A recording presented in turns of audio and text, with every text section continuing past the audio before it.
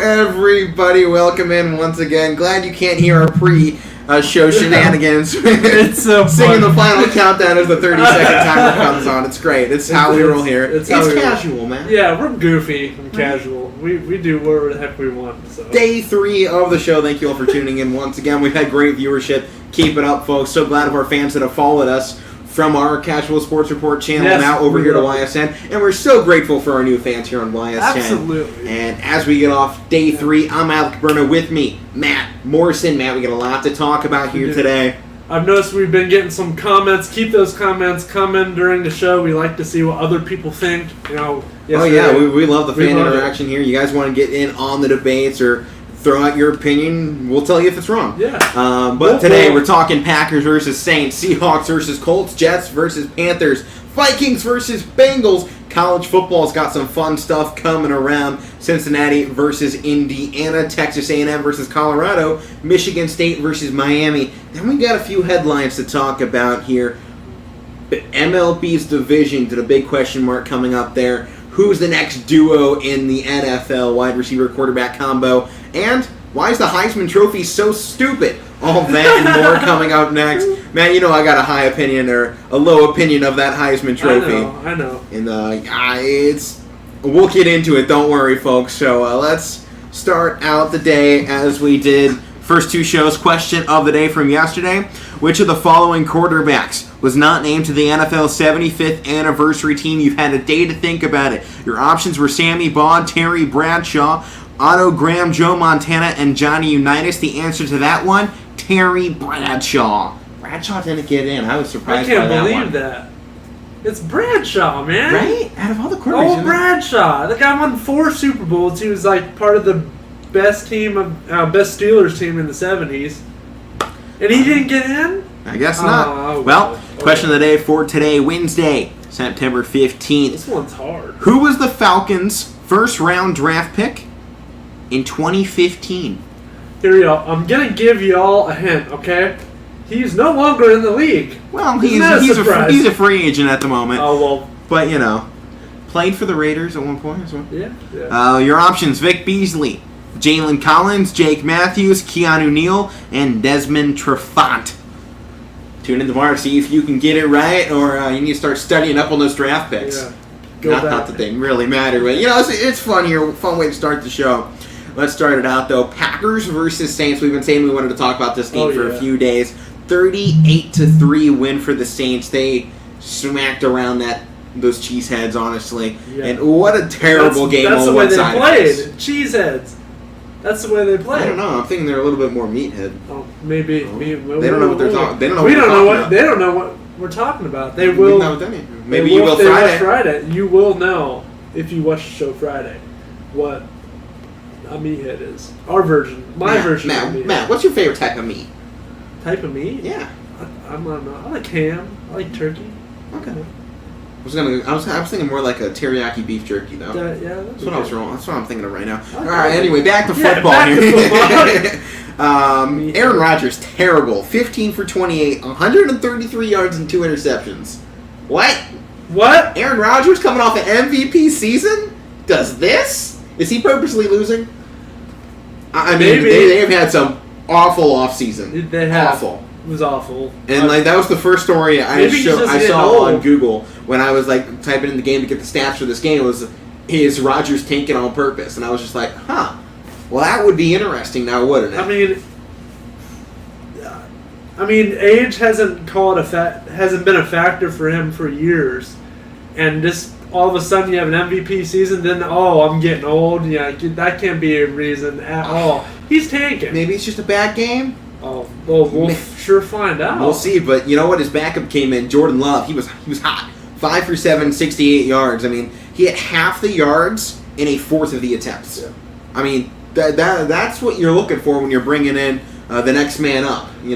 Coming in, go 5 for 7. I mean, he didn't get that many, stuff, but there was no run game to speak of for this Packers team. No one got more than 10 carries. This should not be a pass-first team. I don't care if Aaron Rodgers did have an MVP season. They don't have the receivers for this to be a pass-first offense. They have Devontae Adams. That's it. Who's great. his credit. You have an old. But when you have A.J. Dillon in your backfield, the guy who averaged 5+ yards per carry in his rookie season and averaged 4.8 yards per carry on his 9 attempts here in the first game, that's a guy you'll need to get the ball. Because if you can average 5 yards per carry, I never have to throw the football. And they also have Aaron Jones, too. And that guy's a beast, too. Run the ball. We've talked about this with teams before. Why aren't you running the ball? Right. I don't know. I mean, look at Dallas. They threw it 50 times with Zeke in the backfield, who got like nothing. Yeah, we'll talk about that tomorrow. Stay tuned for that.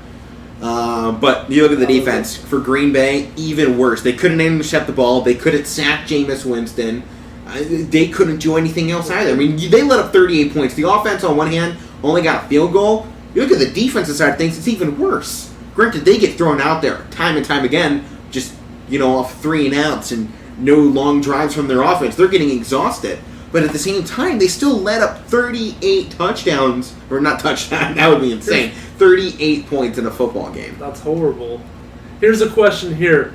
Will Aaron Rodgers return to form, and will Jameis Winston return to form? Jameis Winston wasn't that great either. He didn't have a huge day, besides the 5 touchdowns that we'll get to here. He did a lot better than 20. He did a lot better than he has. Yeah. I mean, he would have gotten, 500 yards and 5 touchdowns, 5 interceptions. But, no, I mean, he went 14 for 20, 148 yards. The 5 touchdowns is big, obviously, but he wasn't slinging the ball around like Mahomes all night long. More than a third of his passes that were caught ended in a touchdown. And most of his passes from this game were checkdowns. Yep. And this is an offense designed around the slant for Michael Thomas. That is what Drew Brees threw for years. And that's still what they are. It's also based on Alvin Kamara, too. They even, I think this is the first team we're talking about that evenly distributes the passing and the running. Alvin Kamara had 20 carries. And 80-plus rushing yards. Yeah. Tiny Jones Jr. right behind him, too, had 50. Even Jameis Winston was all over the field. He had 37. Taysom Hill, too, and I'll expect them to throw him in there just like they did when they had Drew Brees. There was a big surprise from this game, though, that came out of it. A tight end emerged. I know. Juan Johnson from Penn State. Nobody was looking at this guy. No. He is going to be a red zone threat. 2 touchdowns on 3 receptions for just 21 yards. Listen, I've been keeping my eye on him because, I love Penn State. He was great at Penn State. He had a winning touchdown pass against Iowa with no seconds left. He had a one-handed grab against the Buckeyes. Yeah. This guy was a baller. Now I followed him when he went to Oregon. Then I saw he didn't get drafted. I'm like, why? He's like, he's really good. Then the Saints picked him up. He was on the practice squad for a year or so. And now he's here. And now he has 2 of the 5 touchdowns. Yeah. This guy's... A lot of people missed on him. Yeah, he's probably the biggest miss, right? If he continues that up, 2 touchdowns, even if he just goes, 4 receptions for 40 yards next week, that is still great production out of a tight end that goes undrafted. That is not undrafted talent right there. No. That is he was a wide round. receiver. Right. So, he's got a lot of speed. He's got a lot of size, too. But this wasn't a game where the Saints defense was great either. They just got to Rodgers twice on 2 sacks. Yeah. And, they were making... an interception. They had an interception, but they were making okay plays on the ball. Aaron Rodgers was just off. Yeah, he was just off. And off and awful, both ways. Awful. But what's the change-up going into the next week for this squad? What are the Packers missing? They pretty much have the same players. They got Randall Cobb back too. I know he's a little older, but it's still Randall Cobb, and they threw to him once. Rodgers has to find more guys. He has got to look downfield. The only target find the checkdowns. Look what Jameis Winston did on checkdowns. The only target here was Devontae Adams, and that was only 5 times. So I don't know. They gotta run the ball more. He's got to make better throws too. Run the ball, throw it better. Heard it here first. Yeah, a couple big guys you threw to last year. Tunyon only had 2 receptions, and then Lazard only had 2 receptions. Those were big guys last year for Aaron Rodgers. It's funny. We're talking. How do you got to win the football game? Fundamental football. Every coach we talk to, fundamentals. If we win fundamentals, we win the game. Fundamentally sound. You know who said that? Randy Clark. Yeah, Randy Clark said that too. Two of the biggest coaches we have here in the Valley. Both saying the same thing. Let's move on. Next game here. Seahawks versus the Colts. 28-16 win for Seattle. Good start to the season, but we see them start well every season. They have to be consistent down the stretch, and we don't know if they can. Russ is great out of the gate. He was Russ, to a T. 18 for 23, 254 yards, 4 touchdowns, and he was sacked 3 times, but missing 5 passes, that's amazing. You love to see that. Big 69-yard touchdown to Lockett. I mean, he's shown that he can come out and perform, on an elite level. I consider Russell Wilson to be elite. I really do. But you just got to do it more. You got to do it the whole year. He has to be consistently elite. Yeah, there you go. And they were balanced on offense. 16 carries here in week 1 for Chris Carson. Paid him back with 91 yards. Yeah. Didn't find the end zone, but didn't need to. He got him in the area. Right. He got him down there, and, when you got the weapons that they do with, Lockett and Metcalf, you give it to those guys, they'll put it in. I mean, not every team needs to throw the ball 40-plus times a week. The teams that don't try and beat Tampa Bay and Dallas and Kansas City, those are going to be the most successful teams this season. You can and you should still try and win a football game on the ground. That's what made the Browns so successful. When you have a quarterback like Baker Mayfield, who at times can be inconsistent, and, he can be a little, I want to say emotional. I don't think that's the word I'm thinking of. But, he's in the moment, and when that moment hits hard, sometimes, you might get knocked out of it. You've seen that a few times from him. But even the guys like Kirk Cousins, who are inconsistent, how does Minnesota be good? They run the football. We'll talk about that game coming up here soon. Yep. But Lockett and Metcalf, though, before we move on to the other side, they were great for us. I mean, he knows he can rely on those guys, and he showed it. 8 receptions for a combined 160 yards from 2 guys. Just 2 guys? Right. Get 160 yards of offense on 8 receptions. I mean, fantasy owners, they got to be happy off that one, too. They sure do.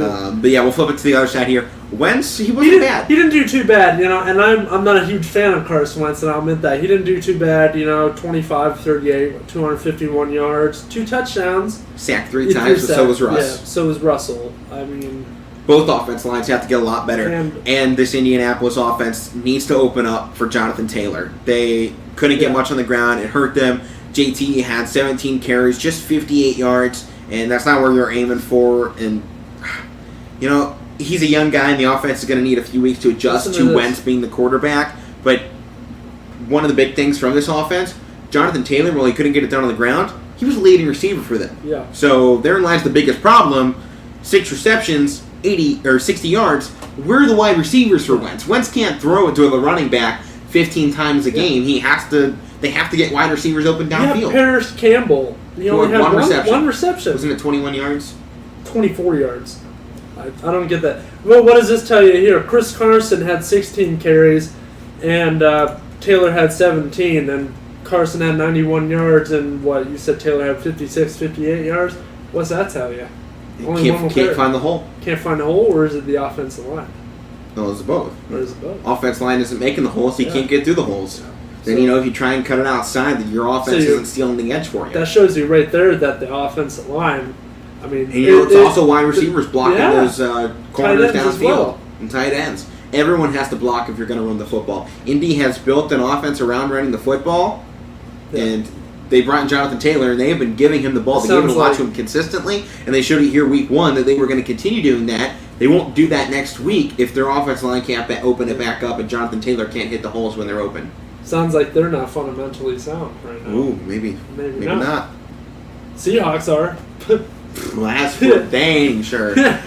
Jets versus Panthers, 19-14 win for Darnold against his former team. But Jets failed to find the end zone in the first half, and they had to rely on the defense to stay in this ball game. So you got to give props to the defense here for New York. Both defenses were I would say they were pretty good. But it's really hard to say bad things about this Jets offense because they have the rookie quarterback in there in his first NFL game. He had 2 second-half touchdowns, which you love to see. And, finding a stride late in the ball game, and now he's going to take that confidence from that good second half into next week. I think that's a big change-up for him on offense. I think so as well. He found that one touchdown he had, I forget who was to, but he found Samaria, he drifted out and he found his open man. I think he's good out of the pocket. He can see downfield better when he's in the pocket.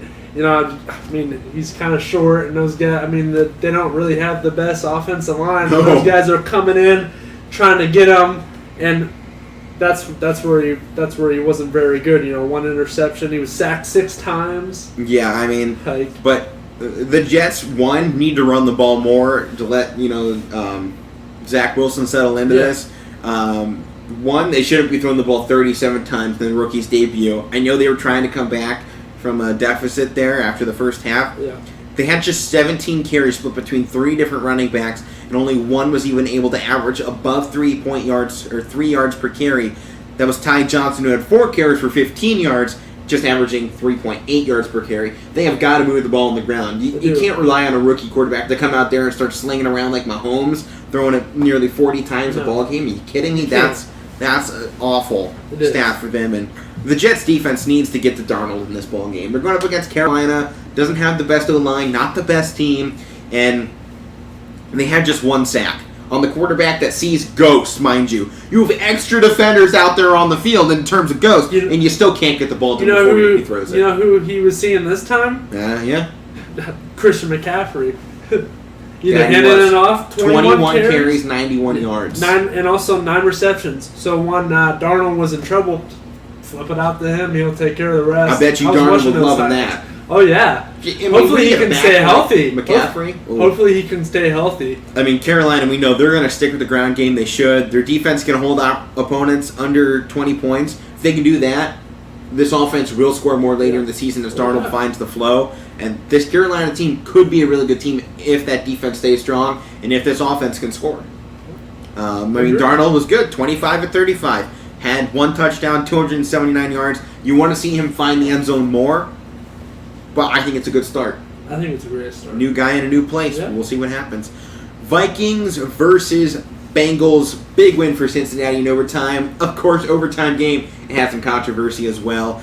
But I think this was actually a great game from both sides. Both quarterbacks were good. Bengals' ground game was strong. Good defense for the most part. Went to overtime, which is always great.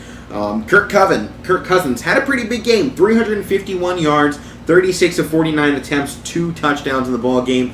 Dalvin Cook, 20 carries and just 61 yards. They need more production for this guy if they want to win. It's not every day that Kirk Cousins actually has a good game of football. You have to capitalize when he does, and he had one, and they couldn't capitalize. And, it did come down to Dalvin Cook and the controversial overtime fumble. Maybe it was, maybe it wasn't. It allowed the Bengals to get the ball back in overtime and win the ball game. Whether he was down or not, it doesn't matter. The game ended, and guys like us get to sit here on our couches and break this down. Yeah. We could be the total armchair quarterbacks here and make the calls for you. Yeah. But you know what? On a play like that, your defense has to come back out on the field and make the stop. I know it's hard. You're already backed up in your own part of the field, and the Bengals might win it anyways, but it doesn't matter. You're in overtime of a huge game, week 1, and a chance to win when your quarterback's had a fantastic day. You have to give it back to him. Yeah. I mean, nothing against Dalvin Cook, but you got to go with what's cooking, and it was he was not in his kitchen, that's for sure. It was Kirk Cousins. So Cousins. Joe Burrow, man, looked good, and you didn't have him throw the ball too much, only 27 times. But that's what they should do. When they have Joe Mixon, 29 carries, 127 yards. Yeah, keep doing it. And the guy's been top 10 in rushing multiple times in his career. Mixon, fantastic game for him. And of course, Joe Burrow's number 1 target on the field, Jamar Chase, 5 receptions, 102 yards, and a touchdown. Man, he was getting it. He was feeling it. Yeah. But Bengals need to protect Joe Burrow better. They allowed 5 sacks, and if they can't keep him clean back there in the pocket, he's going to be broken in half again. Yeah. And my prediction of Joe Burrow being the biggest bust in NFL history is going to come true. Yeah. I don't want it to come true. I love He's Joe an Ohio Burrow. boy. He was at Ohio State before transferring out. Yeah. Has a great story, and once Big Ben retires, he's going to be the oldest quarterback in the NFL AFC North. Yeah. But if that offensive line can't keep him healthy, the guy's going to be crippled, leaving the league like Andrew Luck. You don't want that. I don't want to Luck see that was out at all. after 9 seasons? Something like that. And he could have gone for another 5, but he was crippled. He was only 29. Right. He was getting eviscerated in that pocket. Yeah. It's like, that's it. But on the flip side of this thing, Kirk Cousins found one man and one man all night long. Adam Thielen. Whoo-wee. 2 touchdowns, 9 receptions. 9 receptions. One guy getting 9? You don't see that too often here with 92 yards as well. 92 yards. I mean, talk about putting together a great game there. And, good move for this squad. Find Thielen down the field. I mean, he's one of their best receivers. And also Justin Jefferson as well. Yeah, he was down the field and doing well, Absolutely, yeah. But, man, this game was it was a good one. It was but, hard as nails. I mean, it's hard to say there was a lot of bad in this football game. There was a lot of good things coming out of it, and I think both teams can take this game ahead, much like we talked about with Kansas City and the Browns, and move forward and use this game as like a momentum booster for the rest of their season. Yeah. I think this is a good way for both squads to start the season out. It's overtime here, and it's a good one for both squads. Let's move on here from the NFL. Shorter day for the NFL. College football. Number 7, Texas A&M took on Colorado this past Saturday. It was one of the weirdest games from the weekend. One of the few college games we've actually had the chance to talk about here. But a team supposedly top 10 only puts up 10 points in a game, nearly gets upset by Colorado. I mean, don't get me wrong, Colorado's a good team and they're Pac-12, but there's just one sack by either side. Zach Calzada for A&M was 18 of 38 for 183 yards and a touchdown. Brandon Lewis for Colorado had just 89 yards on 13 of 25 passes and an interception. Both teams were under 300 yards of offense despite the severe lack of defense. A&M had just come off a win against Kent State 41-10 to open the season, so we know they can score the ball. Colorado also put up 35 points against Northern Colorado, so we know they can score the ball, at least somewhat. We know they can put it in the end zone. But there was no points in this ball game, and it was weird because neither squad really showed that they had great defense. No. But neither of their side's offense was any good. And this just became one of the biggest question marks of the weekend. I'm like looking through scores. This game was not expected to be close. Supposedly a top 10 team, but at the moment, this top 10 team looks like it's just, resume fluff for Alabama. Alabama and Georgia coming down the line, or actually they'll face Arkansas as well. Texas A&M just looks like it's some resume fluff. That doesn't look like a top 10 team. It doesn't at all. Not at all. Right? They got they play Alabama soon They too. play Alabama in 4 games. They play number 20 Arkansas in 2 weeks. Both games they need to be a lot better, or else Texas A&M's about to get shut out in both those games. I don't think Arkansas is all that good either. I don't know why they're top 20. I'll send a prayer out. Good luck, man. Good luck. They're going to need a little bit more than just the one. But yeah, maybe a couple. It was so confusing to see that, and I was like, 10-7. Where's the offense? We're in such a day and age of offense-heavy football, and it was nowhere to be seen. It really baffled me, to be honest. I was really confused coming into that ball game. Not expecting that one, but not one bit. Moving on, next game, really flying through them here. This one, we're going to start previewing some games for this next upcoming Saturday so that we can talk more NFL on Friday when we get down to it. It's with the midway point of the week, so we get a little bit looking ahead now. Yeah. Michigan State, number 24, Miami, Florida, at noon. For Miami, this is the last chance to prove that they deserve a spot in the top 25. They got schmacked to start the season against Alabama. They played awful against Appalachian State. They won by 2 points, I think it was. I mean, they barely survived against App State, who just came out of the FCS a few seasons ago. Granted, App State has been ranked and they've been good, but Miami had all this hype and all this shebang coming into the season. I like their quarterback, Derek King, and they were talking about him being Heisman and everything. This guy's been in the talks for the best quarterback in college football the last 3 years, and every time that's the preseason hype, and then he falls flat game one. Yeah. Every time. He was great under Tom Herman in Houston. That was a long time ago. That was a long time ago. I don't know what happened to him, but really, Miami, their last chance to prove that they deserve that spot in the top 25. They're 1-1 right now, and it's not a good 1-1. They have a terrible loss and a terrible win. He showed heart, though, with the win coming up there, and at the moment, it may not be even proving that they deserve top 25. This is bowl game. This is trying to find a bowl game now, because they don't have an easy schedule coming up. They will be facing...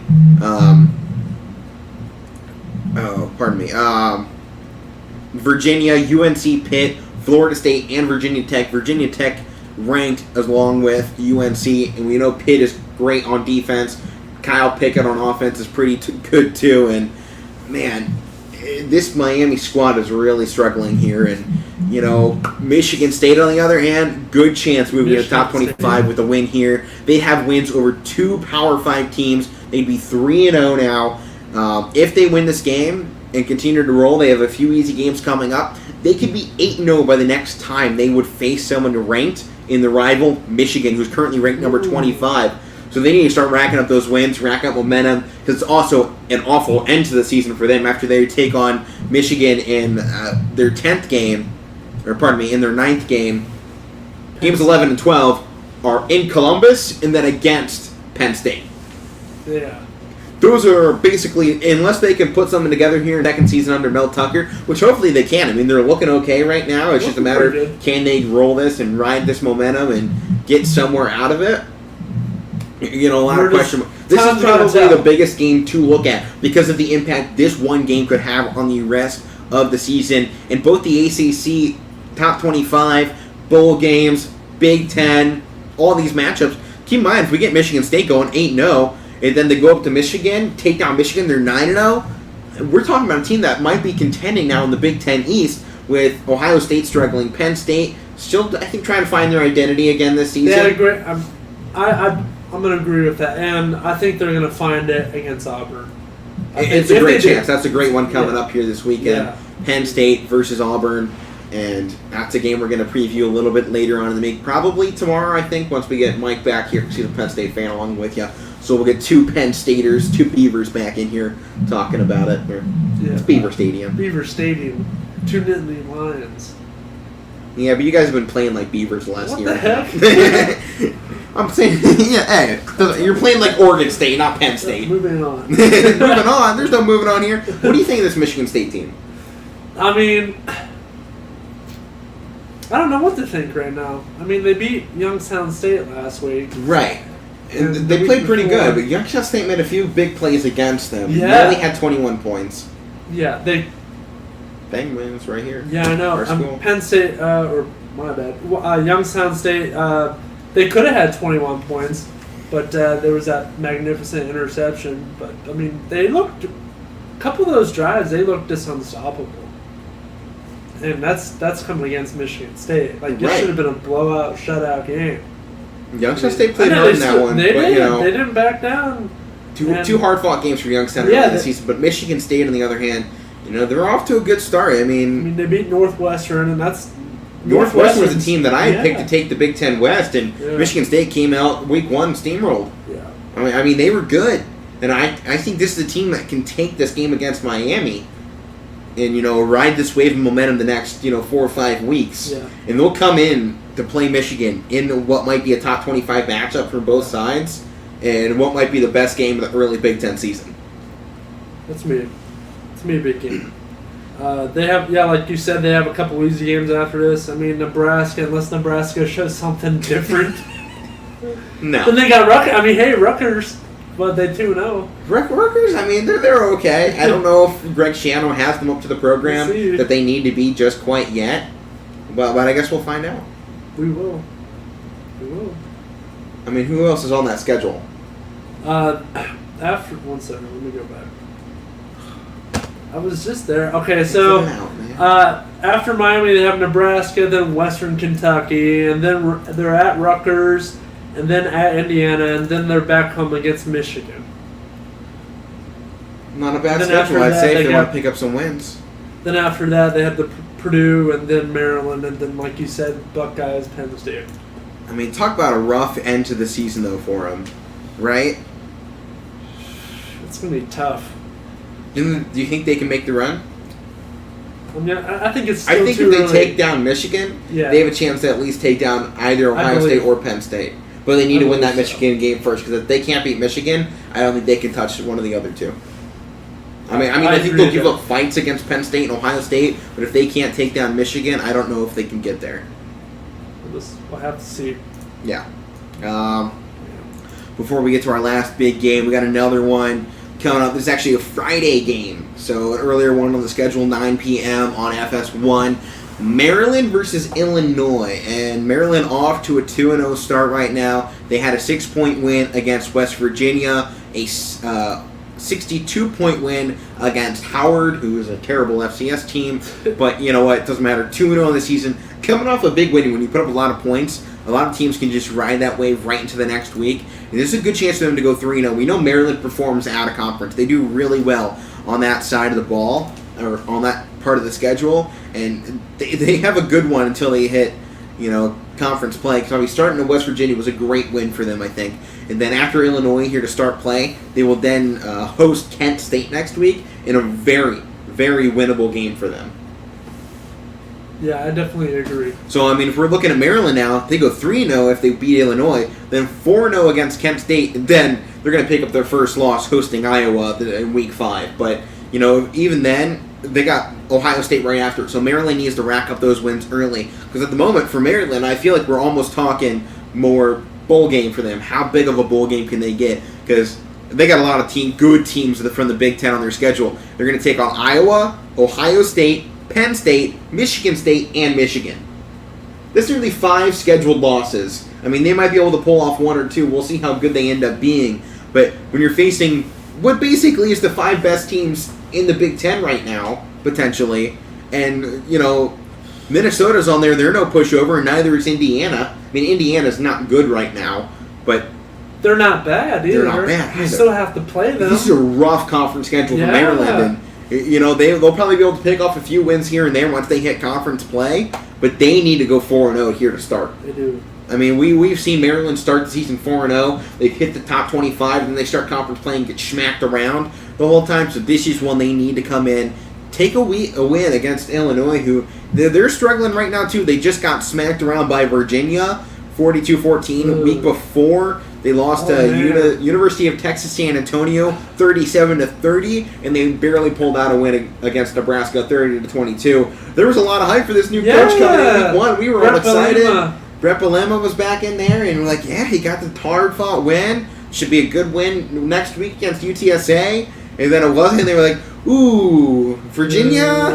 Oh, that one hurts. And, they don't have that great of a schedule either. No. Next week, they'll go into Purdue, which is always a tough place to play. Yeah.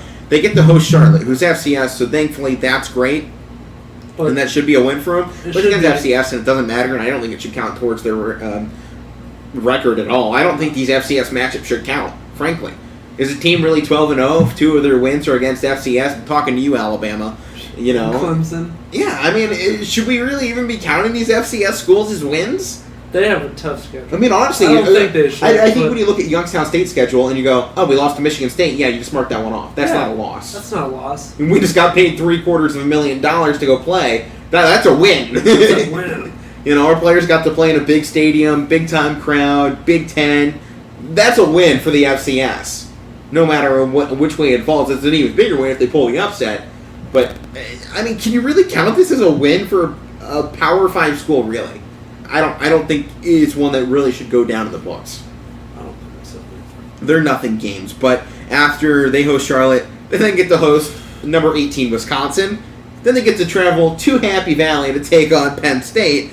Luckily, they'll get a breather against Rutgers. And we don't know that yet because, right. Rutgers could turn out to be the real deal. Right. They might get a breather against Rutgers. Yeah. Then, luckily, they'll get Minnesota. They'll have to go to Minnesota, which is unlucky. But at least Minnesota's without not Raheem Mostert, who's also out for the 49ers the rest of the season on a torn ACL. But Mohamed Ibrahim? Yeah, close I believe that's what the close name enough. is. Completely dropped my head. But then they have to go into Iowa. And then they'll host Northwestern in the Battle of Illinois for the final game of their season. So, once again, we have 2 teams here. Terrible upcoming schedules. That's horrible. Especially you got to go into Penn State and into Iowa?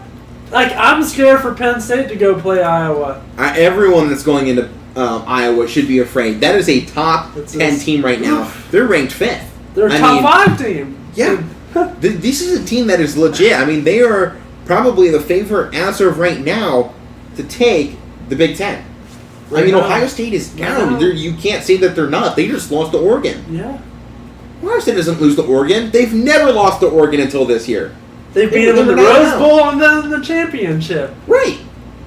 They've never lost to them. So Ohio State, there's no doubting, they are down. Ryan Day just said, though, in a press conference yesterday that some serious changes are coming on defense. He wouldn't say who was calling the defensive plays for the upcoming game against Tulsa, and that leads to speculation. I think it's not going to be Kerry Coombs. God, I hope not. You know, he is a great quarterbacks coach. He is not a great defensive coordinator. No. And yeah, that was awful. And we talked a little bit yesterday about the coaching situation for USC.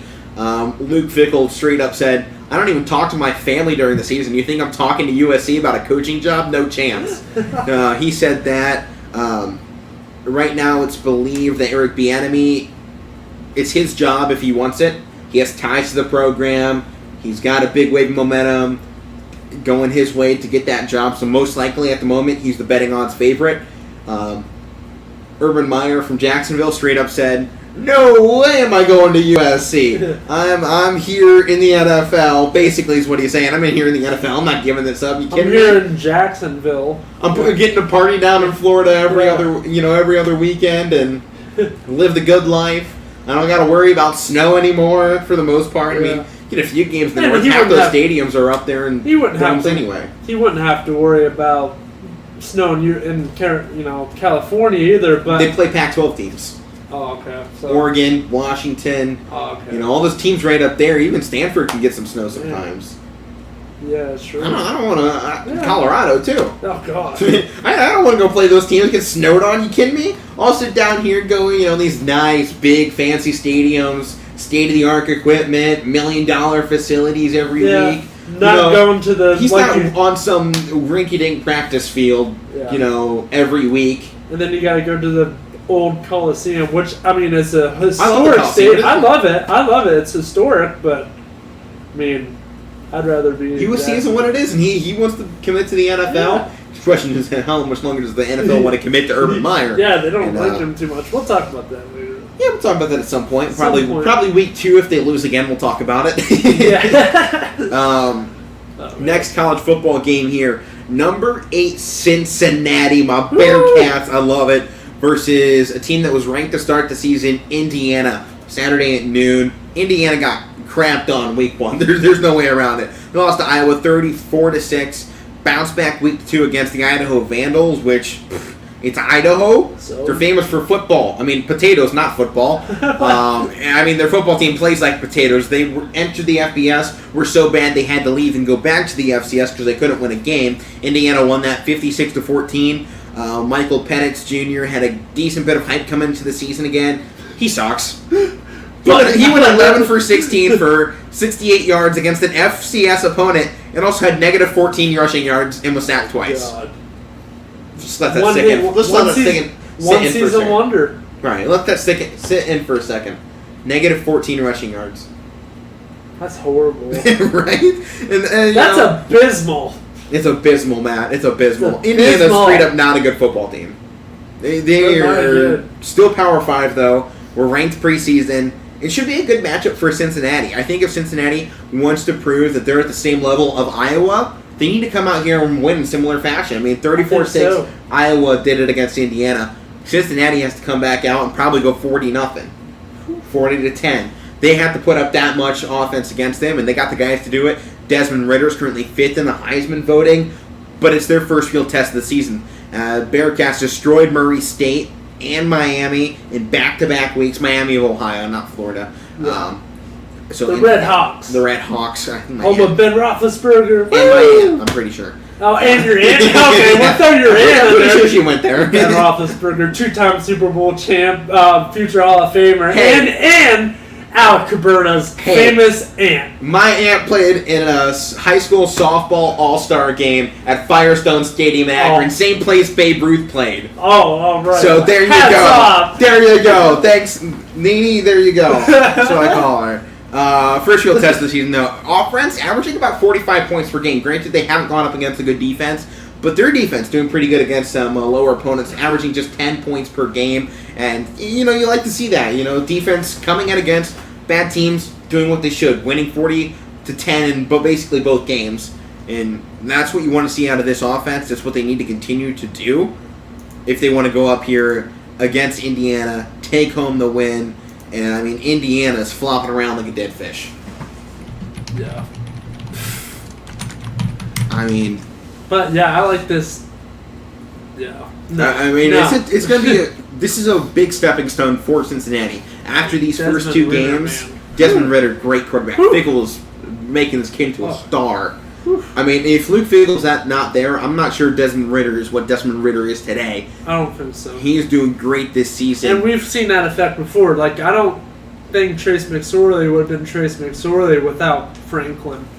I don't think any of your quarterbacks or JT Barrett without Urban Meyer. I think JT needed Urban. Yeah, I think so. He fit Urban's system. I believe so. Yeah. For 4 seasons. Yeah. And look at him now. Where is right. he? I mean, who were some of Penn State's other quarterbacks under Christian Hackenberg? Sean Clifford's done great. I mean, they all did good. Hackenberg sucked, but he still did good under your system, though. Yeah, and that was because James Franklin put a bad quarterback in a great spot to succeed. I mean, if you guys had a guy like Justin Fields, you guys probably would have won a championship. I mean, with the amount of talent I would even say Will Levis, and Will Levis took that tutelage over, and he's balling out right now at Kentucky. Right. Hopefully, could you imagine if you guys had a really good quarterback when Saquon was there? Oh man, it'd be great. Right, you guys probably wouldn't have. Nothing against McSorley. You guys wouldn't have gotten the boot when Ohio State was in the playoffs over you guys in that situation if you had a good quarterback. McSorley wasn't all that. No, never will be. But But now looking ahead at Cincinnati's schedule here, they need this win against Indiana. They need to get that big Power 5 win here over a big opponent in Indiana, and it's in Indiana, so they have to go to the Hoosiers' hometown to take them on. It should be a great game for them. They need to come out big. They need to come out strong because next week they're on the road again, same state, a little bit farther north, in Notre Dame, the Fighting Irish. Notre Dame, man. And that will probably be the biggest game. I mean, Toledo almost beat Notre Dame, so this is a very realistic chance for Cincinnati. We don't know the status of the quarterback Cohn for Notre Dame, whether or not the dislocated finger will keep him out at all. Man, I like him. I love Jack Cohn. My opinion. Oh, we'll talk about this in a second. Maybe he should be up there for Heisman. I mean, not number one, but we'll get into it a little bit. I mean, he's doing all right. The guy had a dislocated finger, and he's like, "I'm going back, guy. You ain't sitting me down." Boom. Winning touchdown. Right. But now, the big problem is here for Cincinnati, they need to win both of these next 2 games to solidify that spot in the playoff because they get into conference schedule, and it's pretty easy for them. They got Temple. They'll have UCF, which could give them a run. We know UCF has had a good program in recent years. They have Navy, who's struggled to put a program on the field that's good. They have more important things to worry about than winning football games. Right behind there, they have to go down to New Orleans, take on Tulane, who nearly beat Oklahoma, gave them a run for their money, and if it was in Tulane, it was a game that very easily could have gone the other way. Came down to it at the end there. Then they have Tulsa, might be a good opponent for them. We'll see how that turns out, see how Tulsa performs. They've had they'll have a tough game coming up this week, obviously, against Ohio State. They gave Oklahoma State a run for their money in week 1, but it's a team that's 0-2 at the moment. So, I mean, it's not a team you're really looking at like, ooh, that's going to give us some troubles.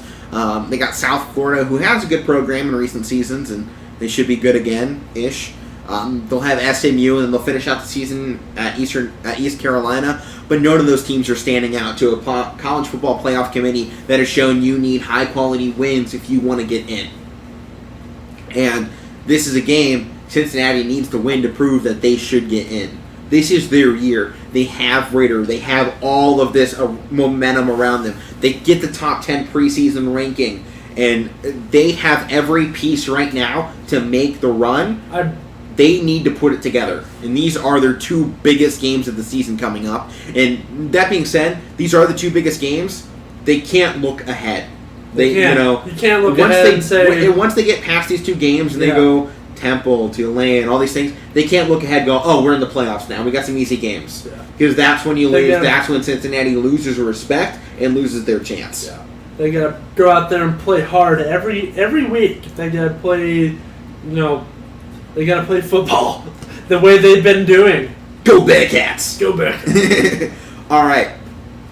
Moving on here. I got some Heisman question marks, and we'll talk about why I think it's dumb here in a minute. The Heisman Trophy in general. Actually, I'll talk about why I think it's dumb here right now. You get the Heisman Trophy. It's a popularity contest, and nobody knows it. It doesn't go to the best player in the country. It doesn't because mean you know what? When a quarterback wins the award, unless they're winning the Davey O'Brien Quarterback Award, you know they're not even the best quarterback. So how can you be the best player in football if you're not even the best at your position? Yeah. So many years that Baker Mayfield and Lamar Jackson were winning the Heisman in front of J.T. Barrett. J.T. Barrett went and racked up multiple Davey O'Brien Quarterback Awards. Yeah. So you're telling me this guy is better than J.T. Barrett when J.T. Barrett won the best, won the best quarterback award? He was better at this position, but not better overall. How does that work? It's a popularity contest, and it's dumb. It's stupid. Heisman voters, they're meatheads. They're meatheads. I'm sure once we get down to the Heisman, that'll be our meat. Something. Yeah. We'll get to that. Don't spoil it, man. Meat something. Why do we got meat something? I don't know. Man, I won't be jerky now though. But now to the biggest question marks already. Week 2, the Heisman odds. Clemson quarterback DJ Uiagalelei and Ohio State quarterback C.J. Stroud are both up for the award. Both have been falling back since the start of the season. Currently, DJ is ranked 4th, and CJ is ranked 7th. They're making it really easy with the DJ and CJ. But my real problem here, DJ sucked on the season so far. He's not top 5. He shouldn't be top 10. He's 86th in passing yards. They faced an FCS team in SC State last week. He sucked against Georgia. That is a game you have to do well. C.J. Stroud against the number 4 Oregon had over 400 yards. This guy hasn't had 400 yards on the season. No. He's 86th in the country in passing yards, 96 in touchdowns with just 1. He threw 1 touchdown against an FCS opponent and an interception. It's a popularity contest. Exactly. He's 76th. People like DJ more than CJ. Right. And get this. Quarterback rating, one of the biggest ways we judge quarterbacks, 96th in the country in FBS football. There's only about 130 teams. There are 95 quarterbacks better than better than DJ Uiagalelei. He's got the cool names. Whatever. He is not a top 5 quarterback. I'll just say DJ. DJ Ukulele. DJ Ukulele. I feel like that might be a little racist, though. I don't think we can say that. I don't know. Let's not. Let's not say it. Let's avoid any problems. Just not say that. Let's just not say it. These aren't Heisman numbers. They are rather terrible for a starting quarterback. The first game was against Georgia. Very hard. Yeah, we admit that. But game 2 was against FCS, SC State, and he went 14-24, 1 touchdown, 1 interception. What? That sucks. They had 2 other quarterbacks come in the back a lot pretty early in the ball game, but still. If you're throwing it 24 times, and you only make 14 of them, and you only get 1 touchdown, that's poor. That's abysmal. That's abysmal. I was just about to say it, man. That's an inside joke with us. They don't get it. They don't get that. C.J. Stroud, on the other hand, has faced Minnesota, number 4 Oregon, and he's been pretty okay. I don't think he's putting up Heisman numbers either. I mean, he's definitely up here in the race, but he's definitely looked a hell of a lot better than DJ. And I'll give you a list of guys who's better than here in a minute, too. He's 4th in the country in yards with 776, 4th in touchdowns with 7, and he's back there pretty far with interceptions, but that's good. You don't want to be a high ranking in interceptions. He has 2 interceptions as well, but 10th in QBR, 82.6. Tell me, in what world can anyone say that DJ is a better player so far in the season than CJ? No. Numbers clearly say it. Anybody watching this one, put it in there. I dare you. I dare you. Put it in the comments. Let's go. And, there's a number of guys here coming up here that we'll talk about. Matt Carl of Ole Miss is now 2nd in the Heisman race. Yeah. He has worse numbers in every category. Desmond Ridder has better numbers than DJ, worse than Stroud. He's in 5th, ahead of C.J. Stroud and right behind I don't even want to talk about this guy. Spencer Rattler is overrated. 4th and has worse numbers than Stroud. He's so overrated. How about this one? Even Heisman frontrunner, Alabama quarterback Bryce Young's numbers aren't better than Stroud's, and he's in 1st place. You want to know what Bryce Young's are? 571 yards. Stroud has 776. Bryce Young has 7 touchdowns as well and 0 interceptions. Those are the only categories he's with Stroud on. And quarterback rating, Stroud is 10th, Young is 17th. the numbers tell you who is the best quarterback right now out of all these guys, and it's not the guy in first place. It's C.J. Stroud. Tell me any other Power 5 quarterback who can say they have done better than C.J. Stroud statistically. I checked. There's none. Tate Martell. Tate Martell isn't even playing for UNLV. I don't think he's gotten the start yet. I don't think so. But look, no one's commenting. Clearly, there is no response. There's no response. There is no Power 5 quarterback. So who's up there? I mean, Bryce Young, I think, is on the best team right now. I mean, they are fantastic. They are solid on all levels. They're solid. And he's obviously gotten taken out of the ball game a little bit early a few times, but he's had just as many pass attempts, or right around the same as many that Stroud has had, but he doesn't have just yards. Doesn't have the yards. He has the touchdowns, and he doesn't have the interceptions. That's the only part he's got it better in. So in my opinion, if you want to go that way, Bryce Young, I have him first place, no interceptions. Fine. He's got same amount of touchdowns, yards are iffy. Whatever there. Then C.J. Stroud is number 2. There's no way Rattler, DJ, Matt Corral of Ole Miss, Desmond Ridder. Matt Corral? 4 guys, or you have 5 guys sitting in front of C.J. Stroud, who's putting up, who's top 10 in every category you want. Yeah. Yeah. No. So with our final 9 minutes, we'll move on. I digress. Matt, this one you brought in here. Next dynamic duo in the NFL between wide receivers and quarterbacks. We got some good ones, man. I want to talk about firstly, oh man, I can't think of his name. I can't believe this. What? Arizona Cardinals. Murray. Kyler Murray? Kyler Murray. My bad. We were just blowing up about the Heisman. I totally forgot about the topic. Forgot about the Heisman Trophy winner. Yeah, forgot about him. Dear God. Kyler Murray, pretty much anybody on that Cardinals team, DeAndre Hopkins, but I mostly want to point out Christian Kirk. This guy making unbelievable catches. He's catching everything Kyler catches or throws. He's always caught everything, too. I know, but that's why I'm bringing him in. I don't think he's the next dynamic duo, though, because Kirk is old, man. He's going to retire here in a few years. Really, the next dynamic duo for that squad, at least, is between him and Hopkins. Or you can even throw, Rondell Moore in there as well. He's young. He's young. He hasn't done much. But Hopkins right now and Kyler Murray, that duo is a scary one. Yeah. But I think next dynamic duo, if they both stay healthy, Joe Burrow, Jamar Chase. Christian Kirk's only 24. He feels a lot older, doesn't he? I had to check on that. I'm like, what? He's still young. He's 24, buddy. Maybe he feels like he's old. Maybe you're thinking about Fitzgerald. There is a possibility. Yeah. Yeah, I think Christian Kirk is a really good dynamic duo for Kevin. But Jamar Chase and Joe Burrow, they're already putting up numbers. I like them. They have chemistry. I think that's a great one. Yeah. Obviously, we know Russ and DK. Yeah. Oh. That's great. But Russ. now we're looking at the Browns. That young kid from Auburn came out of the 3rd round. Anthony Schwartz and Baker Mayfield. They were locking it up. What did you say? You were talking to me about this guy this morning. He holds the world record for best under 18 for the 100-meter.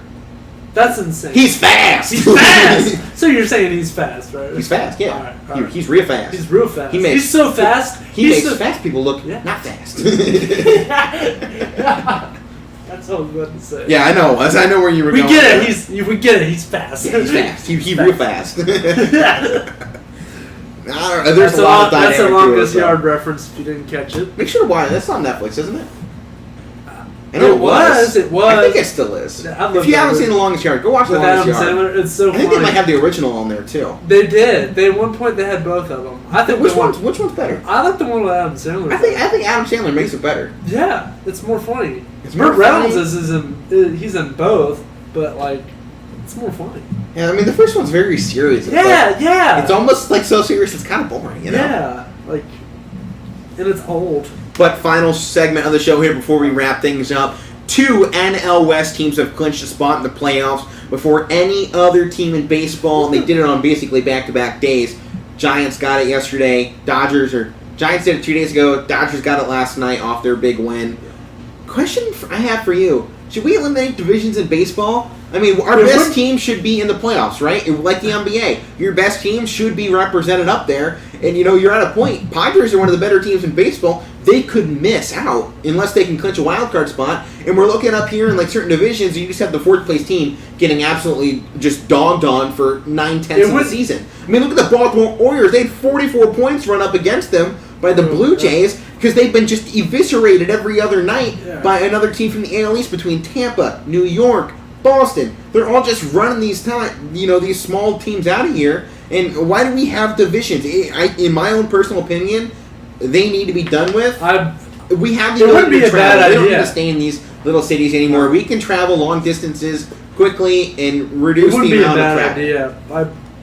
I mean, even if you look at, the Rangers. They're way behind they're way behind the Angels, and the Angels are not even in it anymore. They're 14 games back, right? And they're a 71 team. I think it creates a lot more drama going down the stretch of the season when you have two teams that are right in there that could be competing for, say, the 8th or 9th spot in the playoffs, or however they would do that at that point. But you get down, it's why, do we need divisions anymore? Divisions are part of a bygone era that we don't need anymore. It's not necessary for baseball to exist. I know baseball purists are going to be like, no, you can't get rid of my divisions. You're changing baseball for the worst. Who cares? You're still seeing baseball every night. It's like the people mad that the Indians wanted to change name. They're still watching baseball no matter what the name is. Yeah. Every team has a dumb name. Baltimore Orioles. Whoa, weird. Woo! That one's great. Half the teams are named after birds. Yeah. It's true. Make it Cleveland Seagulls. There we go. Yeah, the Cleveland Seagulls. You know how many of those things are on our shores? How about this one? Cleveland Canada Goose. There's so many of those freaking things. I hate them. I've been boating for 14 years. The crap is everywhere. And if the Indians are going to put crap on the field, name them after the biggest crap shoots of the Northeast. The Cleveland Canada Goose. Here we go. Just might as well call them the Cleveland Chanticleers. Let's go. Give me the Chanticleers. Give me the Chanticleers. We will have that flag up here soon. At some point, we're getting the Chanticleers. We will have that flag up here. I love my coastal Carolina Chanticleers.